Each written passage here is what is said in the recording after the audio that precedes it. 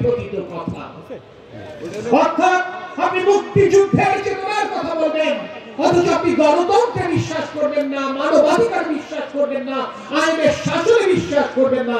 এটি কোনদিন গণতান্ত্রিক বাংলাদেশ হতে পারে না। দুর্ভাগ্য শেখ হাসিনা তেমন একটি গণতন্ত্রের শিক্ষা এই বাংলাদেশকে দিতে চেয়েছিলেন।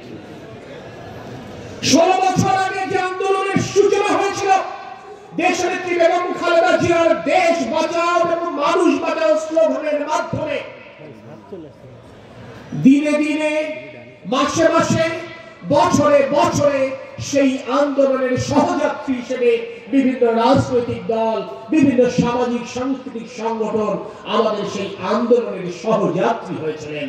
সর্বশেষ ছাত্র জনতার গণ অভ্যুত্থানের মাধ্যমে আমরা হয়তো আমাদের কাঙ্ক্ষিত বাংলাদেশ পাওয়ার ক্ষেত্রে একটি বড় পদক্ষেপ গ্রহণ করতে সক্ষম হয়েছি। আজকে তাই বাংলাদেশ জাতীয়তাবাদী দলের যে সমস্ত সদস্যবৃন্দ এখানে উপস্থিত আছেন, আপনার আমার সবচাইতে বেশি প্রয়োজন আজকের এই পরিবর্তিত পরিস্থিতির সংযম প্রদর্শনে। কারণ